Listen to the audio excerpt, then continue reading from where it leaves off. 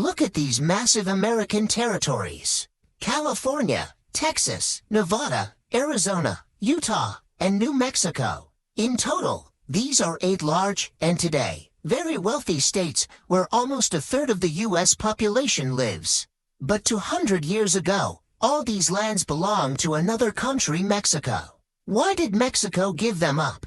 Because they lost a war initiated by us president who, during his inauguration, declared a vital goal for the American nation, to acquire new lands in the west of the continent, including the annexation of Texas and California.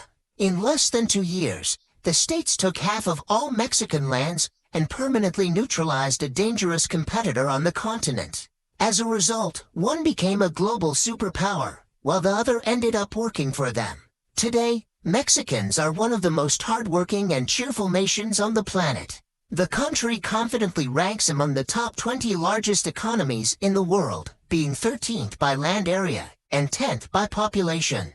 It possesses an enormous amount of natural resources and enjoys an excellent geographical location bordering to oceans and a wealthy neighbor. But why, given all these advantages, does Mexico remain one of the most dangerous, corrupt, and troubled countries? The answer lies along the 3,155 kilometers U.S.-Mexico border, specifically in the unique city of Nogales. One part of it is in the US, the other in Mexico. They share common roots, one culture, one climate, and essentially the same people. Yet, statistically, they are 2 entirely different worlds separated by a rusty iron fence. For instance, in 2021, the Mexican part of Nogales recorded 365 murders, roughly 1 a day, while the American part had none. The average household income on the Mexican side is $14,000 a year, whereas a similar family just across the fence in America lives on nearly $32,000. Furthermore, 2/3 of American Nogales residents have a college degree, compared to only 1/3 in the Mexican part. What is the reason for such a glaring difference in what is essentially the same city? In the book Why Nations Fail, the authors explain this through different approaches to managing society. Throughout history, there have been 2 types of states. Inclusive states create rules that allow as many new people as possible to participate in managing society. People compete. The most successful get rich transparently, and crucially, they do not fear losing their wealth because a stable legal system protects them. Wealth is generated by inventing new, useful things for society, not by robbing predecessors. In contrast, extractive states operate on a king-of-the-hill approach. The first one to the top kicks everyone else off and quickly rewrites the rules to protect themselves and extract maximum resources from the people living on the mountain. They keep the juiciest pieces for themselves and ensure no outsiders can get near the pie. Let's test this theory on Mexico by looking at Carlos Slim. For 4 consecutive years, this Mexican man was considered the richest person not just in his country, but on the planet, surpassing wealthy Americans like Bill Gates and Warren Buffett.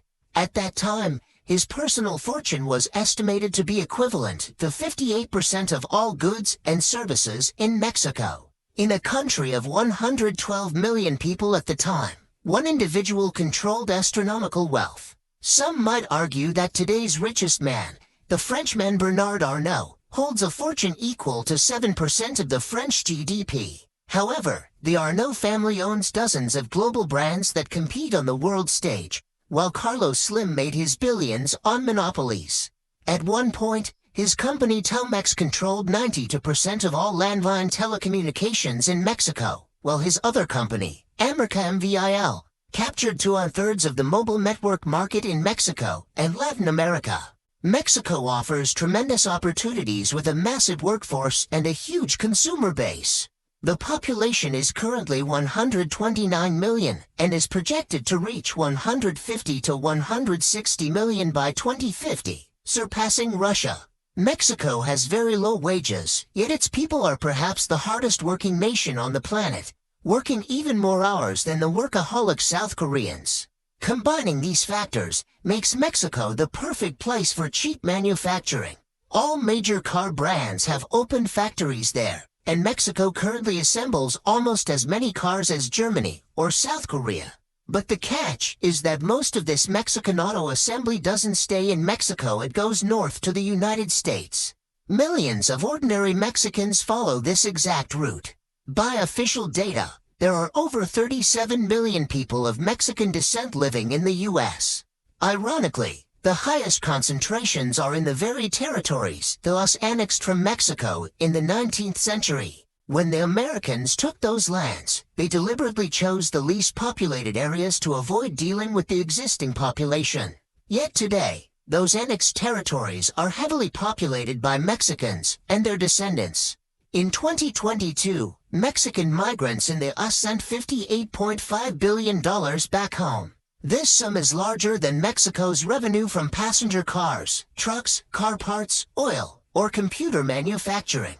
Essentially, Mexico serves as a cheap factory for everything and a stash of low-cost labor for the U.S. on a rainy day. During World War I, the U.S. signed an agreement to bring in millions of Mexican migrants to work in fields and factories.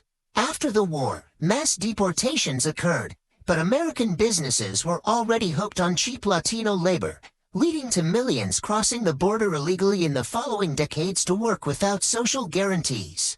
Why do they keep running to America if Mexico's economy is growing? Remember the murder rates in Nogales. Mexico is a world leader in homicides, and violence has spiked drastically since 2007 because power in Mexican society has been seized by warring drug cartels. The U.S. is the primary consumer of the world's drugs, and the easiest route is across the Mexican border. While Mexico used to be a middleman for Colombian cocaine, the global boom in synthetic drugs like fentanyl and methamphetamine has turned Mexicans into major producers. Cartels have organized nationwide production, logistics, and private, heavily armed military squads. They no longer fear the government because they have their own armies and stable incomes, diversifying into stealing oil or taking over the lucrative avocado export industry. The government cannot stop this crime wave because officials themselves are tied to and feed off this corrupt system. A prime example of corporate influence is Vicente Fox Quesada, president of Mexico for 6 years. During his presidency, the economy grew, but Coca-Cola consumption skyrocketed. Before becoming president, Fox spent 15 years rising through the ranks at Coca-Cola to become the head of its Latin American division, receiving his earliest political donations from the company's employees. Today, Mexico is the world's largest consumer of sugary sodas, drinking even more than the US.